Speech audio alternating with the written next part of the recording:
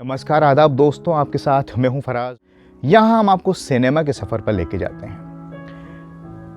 आज जिक्र करने जा रहे हैं कि आखिर वो कौन सा गीत था, कौन सी फिल्म थी जिसके सारे ही गीत रफ़ी साहब ने गाए थे, लेकिन एक गीत हेमंत कुमार ने गाया था, हेमंत दा ने, और वो गीत हेमंत दा की पहचान बन गया, बड़ा मशहूर हुआ, जिसे पहले रफ़ी साहब गाने वाले थे। क्योंकि ये फिल्म ऐसी थी, इसमें एक कहानी थी एक शायर की।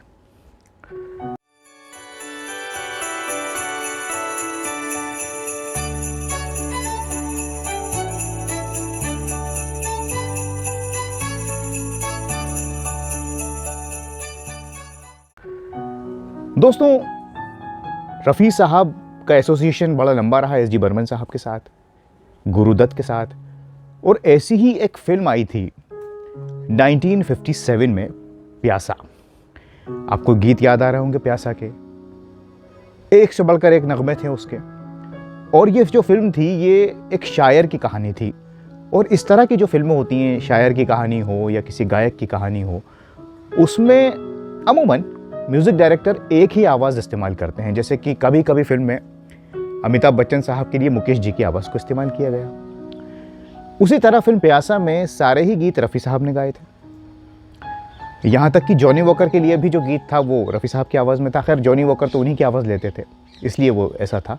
लेकिन गुरुदत्त साहब के लिए जो गीत थे, जला दो इसे, फूंक डालो ये दुनिया, और भी। लेकिन इसी फिल्म में एक गीत था, जाने वो कैसे लोग थे जिनके प्यार को प्यार मिला। जाने वो कैसे लोग थे जिनके प्यार, साहिर साहब के ये बोल, हमने तो जब कलियां मांगी। इस गीत को भी रफ़ी साहब ही गाने वाले थे। क्योंकि मैंने आपसे कहा कि जो इस तरह की फिल्में होती हैं उसमें एक ही आवाज़ को इस्तेमाल किया जाता है। लेकिन गीता दत्त जी ने बीच में ये सजेशन दिया कि इसमें हेमंत दा की आवाज़ को लिया जाए। हालांकि लोग ये नहीं चाहते थे कि इसमें हेमंत दा को लिया जाए, क्योंकि रफ़ी साहब की आवाज़ तय हो चुकी थी, धुन बना ली गई थी। लेकिन गीता दत्त ने इसरार किया गुरुदत्त से, और एस जी बर्मन ने पहले मना किया कि सारी तैयारियां हो गई हैं, लेकिन फिर सोचा कि देखते हैं, और फिर ये गीत हेमंत दा ने गाया। और बाद में बताने की ज़रूरत नहीं है कि ये गीत कितना मशहूर हुआ। बिछड़ गया हर साथी देकर पल दो पल।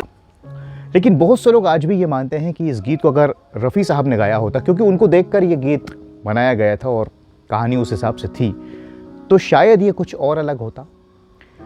खैर, वो एक ये होता और वो होता अलग बात है। लेकिन दोस्तों, रफ़ी साहब जो गीत गाने वाले थे, हेमंत दा ने गाया और ये बड़ा मशहूर हुआ। और हेमंत दा के और भी गीत हैं, फिल्म खामोशी के हों, 20 साल बाद के हों। हेमंत दा तो संगीतकार भी थे, फिल्में भी बनाते थे। रफ़ी साहब खाली गायक थे। तो कोई तुलना मैं समझता हूँ करना गलत होगी।